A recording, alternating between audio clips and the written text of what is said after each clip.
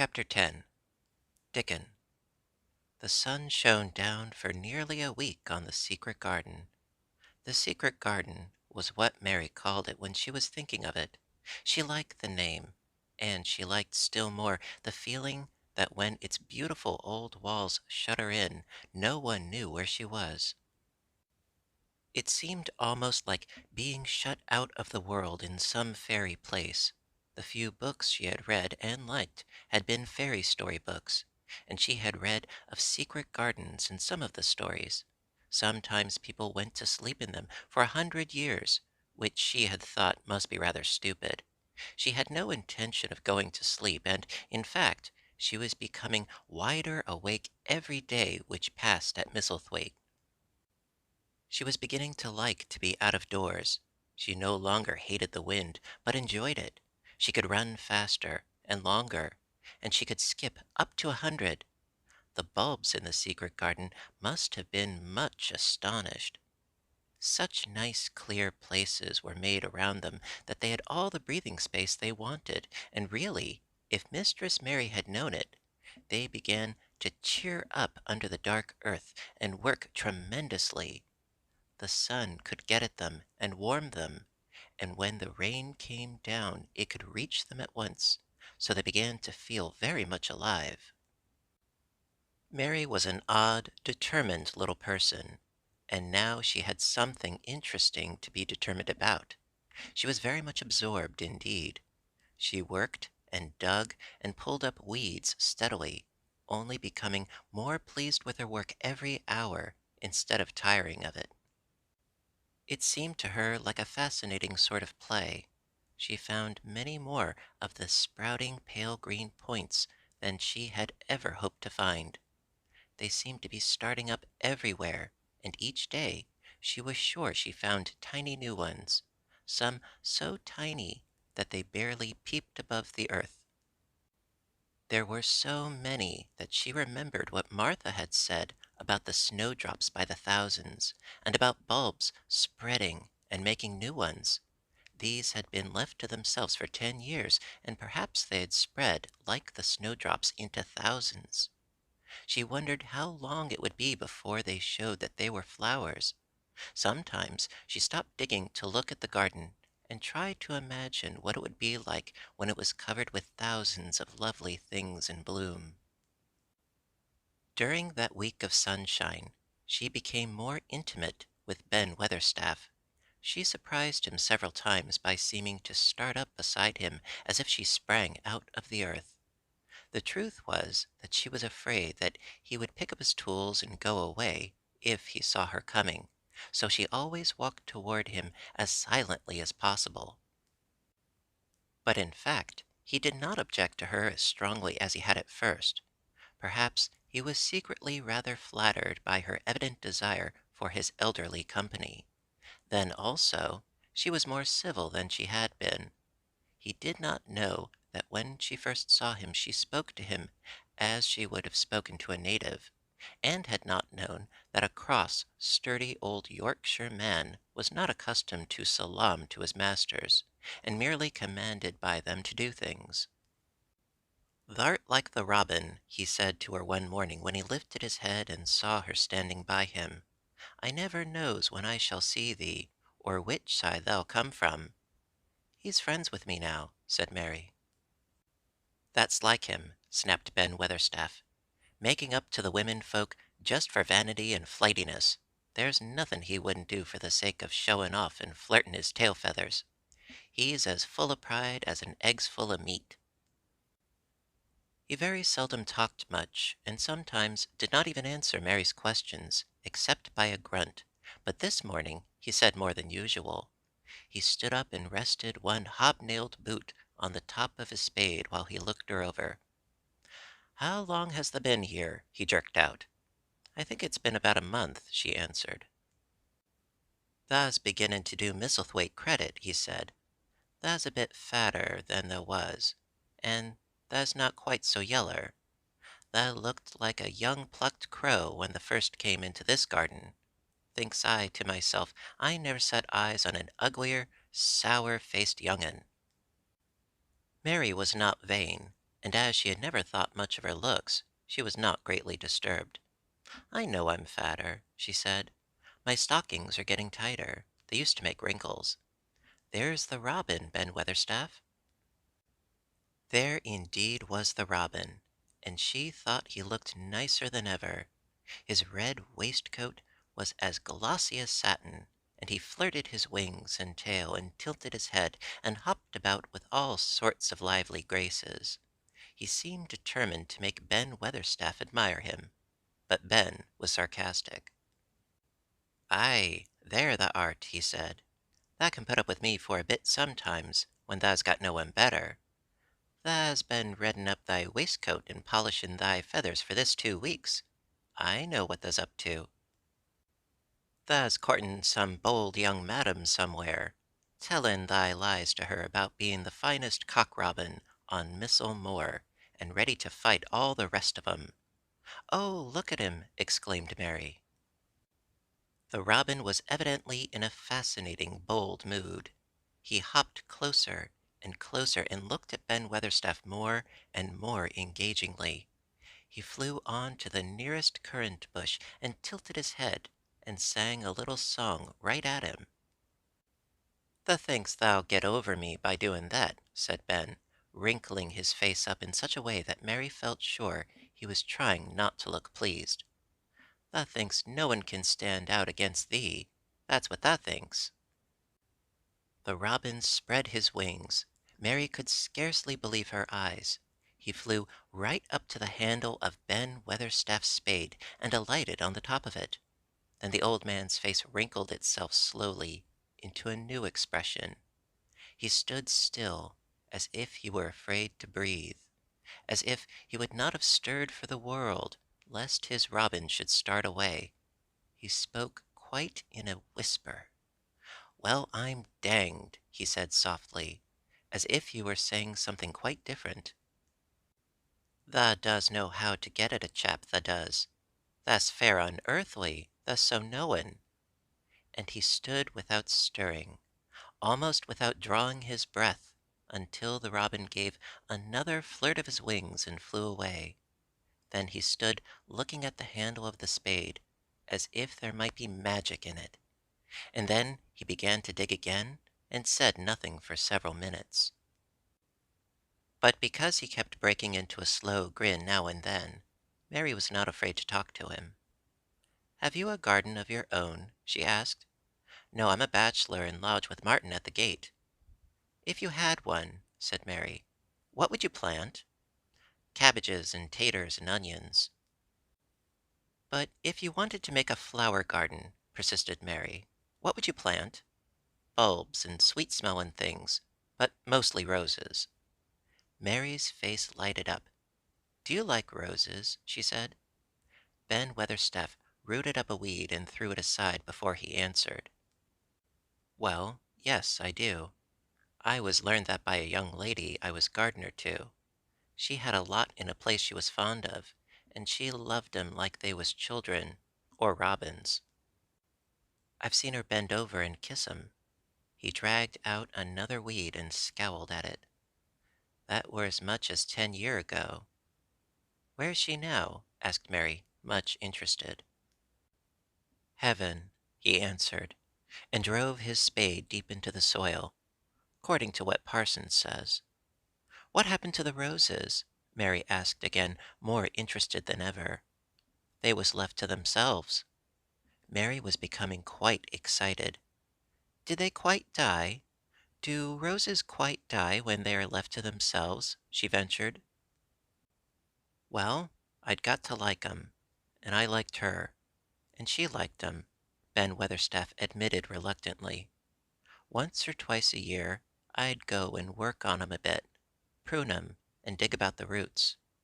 They run wild, but they was in rich soil, so some of 'em lived." "When they have no leaves and look gray and brown and dry, how can you tell whether they are dead or alive?" inquired Mary. "Wait till the spring gets at 'em. Wait till the sun shines on the rain, and the rain falls on the sunshine, and then they'll find out." "How? How?" cried Mary, forgetting to be careful. Look along the twigs and branches, and if thou sees a bit of brown lumps swellin' here and there, watch it after the warm rain, and see what happens." He stopped suddenly and looked curiously at her eager face. "What does thou care so much about roses and such all of a sudden?" he demanded. Mistress Mary felt her face grow red. She was almost afraid to answer. I want to play that I have a garden of my own," she stammered. "I There's nothing for me to do. I have nothing, and no one." "Well," said Ben Weatherstaff slowly as he watched her, "that's true. Thou hasn't." He said it in such an odd way that Mary wondered if he was actually a little sorry for her. She had never felt sorry for herself. She had only felt tired and cross because she disliked people and things so much. But now the world seemed to be changing and getting nicer. If no one found out about the secret garden, she should enjoy herself always. She stayed with him for 10 or 15 minutes longer, and asked him as many questions as she dared. He answered every one of them in his queer, grunting way, and he did not really seem cross, and did not pick up his spade and leave her. He said something about roses, just as she was going away, and it reminded her of the ones he had said he had been fond of. "Do you go and see those other roses now?" she asked. "Not been this year. My rheumatics has made me too stiff in the joints." He said it in his grumbling voice, and then quite suddenly he seemed to get angry with her, though she did not see why he should. "Now look here," he said sharply, "don't thou ask so many questions. Thou'rt the worst wench for asking questions I've ever come across. Get thee gone and play thee. I've done talking for to-day." And he said it so crossly that she knew there was not the least use in staying another minute. She went skipping slowly down the outside walk, thinking him over, and saying to herself that, queer as it was, here was another person whom she liked in spite of his crossness. She liked old Ben Weatherstaff. Yes, she did like him. She always wanted to try to make him talk to her. Also, she began to believe that he knew everything in the world about flowers. There was a laurel-hedged walk which curved round the secret garden and ended at a gate which opened into a wood in the park. She thought she would skip around this walk, and look into the wood and see if there were any rabbits hopping about. She enjoyed the skipping very much, and when she reached the little gate, she opened it and went through because she heard a low, peculiar whistling sound and wanted to find out what it was. It was a very strange thing indeed.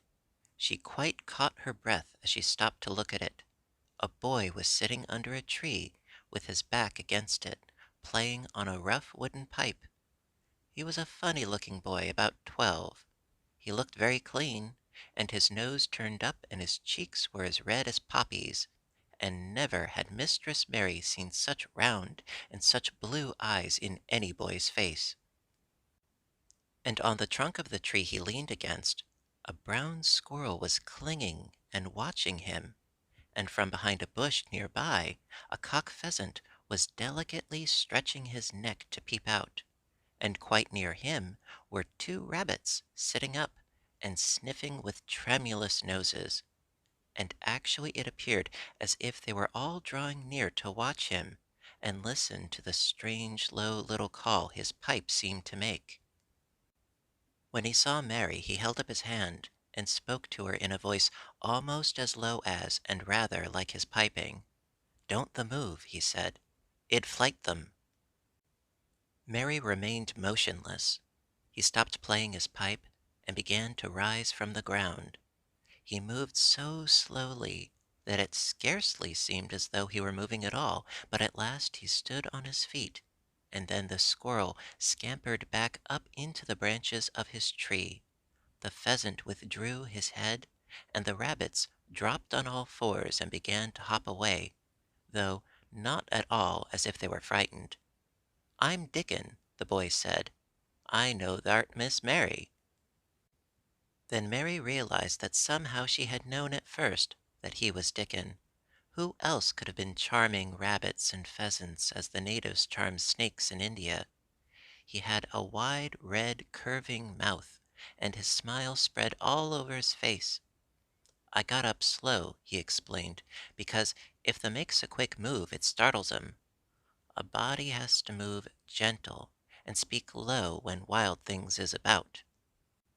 He did not speak to her as if they had never seen each other before, but as if he knew her quite well. Mary knew nothing about boys, and she spoke to him a little stiffly because she felt rather shy. "Did you get Martha's letter?" she asked. He nodded his curly, rust-colored head. "That's why I come." He stooped to pick up something which had been lying on the ground beside him when he piped. "I've got the garden tools. There's a little spade, and rake, and fork, and hoe. They're good 'uns. There's a trowel, too. And the woman in the shop threw in a packet of white poppy, and one a blue larkspur, when I bought the other seeds." "Will you show the seeds to me?" Mary said. She wished she could talk as he did. His speech was so quick and easy.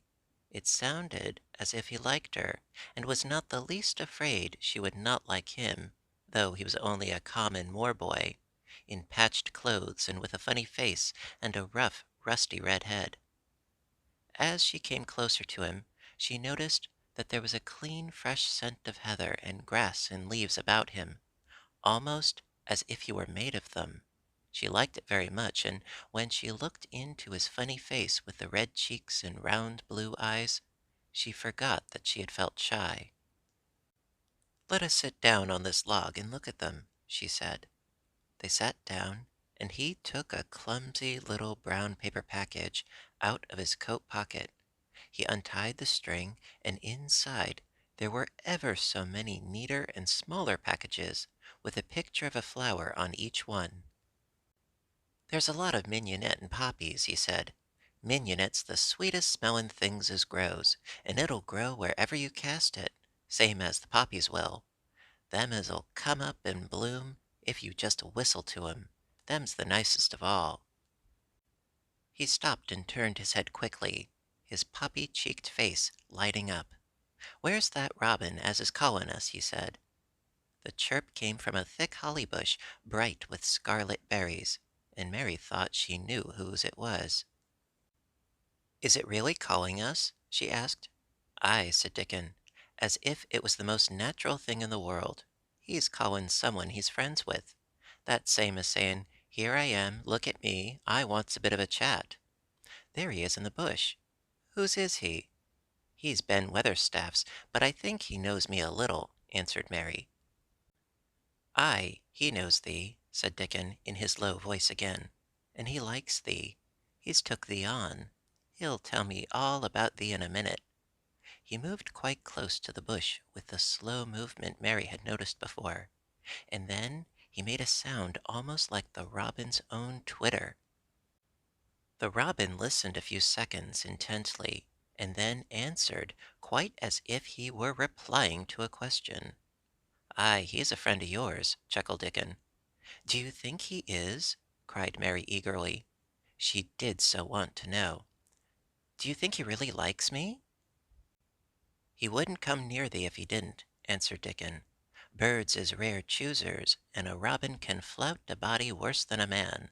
See, he's making up to thee now. Cannot thou see a chap, he's sayin'?" And it really seemed as if it must be true. He so sidled and twittered and tilted as he hopped on his bush. "Do you understand everything birds say?" said Mary. Dickon's grin spread until he seemed all wide, red, curving mouth, and he rubbed his rough head. "I think I do, and they think I do," he said. "I've lived on the moor with 'em so long. I've watched 'em break shell, and come out, and fledge, and learn to fly, and begin to sing, till I think I'm one of 'em. Sometimes I think perhaps I'm a bird, or a fox, or a rabbit, or a squirrel, or even a beetle, and I don't know it." He laughed and came back to the log and began to talk about the flower seeds again. He told her what they looked like when they were flowers. He told her how to plant them, and watch them, and feed and water them. See here, he said suddenly, turning round to look at her. I'll plant them for thee myself. Where is the garden? Mary's thin hands clutched each other as they lay on her lap. She did not know what to say, so for a whole minute she said nothing. She had never thought of this. She felt so miserable, and she felt as if she went red and then pale. "Tha's got a bit of garden, hasn't tha?" Dickon said. It was true that she had turned red and then pale. Dickon saw her do it, and, as she still said nothing, he began to be puzzled. "Wouldn't they give thee a bit?" he asked. "Hasn't thou got it yet?" She held her hands tighter and turned her eyes toward him. "I don't know anything about boys," she said slowly. "Could you keep a secret if I told you one? It's a great secret. I don't know what I should do if anyone found it out. I believe I should die." She said the last sentence quite fiercely. Dickon looked more puzzled than ever, and rubbed his hand over his rough head again, but he answered quite good-humoredly. "I'm keeping secrets all the time," he said. "If I couldn't keep secrets from the other lads, secrets about foxes' cubs and birds' nests and wild things' holes, well, there'd not be safe on the moor. Aye, I can keep secrets." Mistress Mary did not mean to put her hand out and clutch his sleeve, but she did it. "I've stolen a garden," she said very fast. "It isn't mine. It isn't anybody's. Nobody wants it. Nobody cares for it. Nobody ever goes into it. Perhaps everything in it is dead already. I don't know." She began to feel hot and as contrary as she had ever felt in her life. "I don't care. I don't care. Nobody has any right to take it from me when I care about it, and they don't. They're letting it die, all shut in by itself," she ended passionately, and she threw her arms over her face and burst out crying. Poor little Mistress Mary! Dickon's curious blue eyes grew rounder and rounder. "Eh," he said, drawing his exclamation out slowly, and the way he did it meant both wonder and sympathy. "I've nothing to do," said Mary. "Nothing belongs to me. I found it myself, and I got into it myself. I was only just like the robin, and they wouldn't take it from the robin." "Where is it?" asked Dickon in a dropped voice. Mistress Mary got up from the log at once. She knew she felt contrary again, and obstinate, and she did not care at all. She was imperious and Indian, and at the same time hot and sorrowful. "Come with me and I'll show you," she said. She led him round the laurel path and to the walk where the ivy grew so thickly. Dickon followed her with a queer, almost pitying look on his face. He felt as if he were being led to look at some strange bird's nest and must move softly. When she stepped to the wall and lifted the hanging ivy, he started. There was a door, and Mary pushed it slowly open, and they passed in together, and then Mary stood and waved her hand round defiantly. "It's this," she said. "It's a secret garden, and I'm the only one in the world who wants it to be alive." Dickon looked round and round about it, and round again. "Eh," he almost whispered, "it is a queer, pretty place. It's like as if a body was in a dream."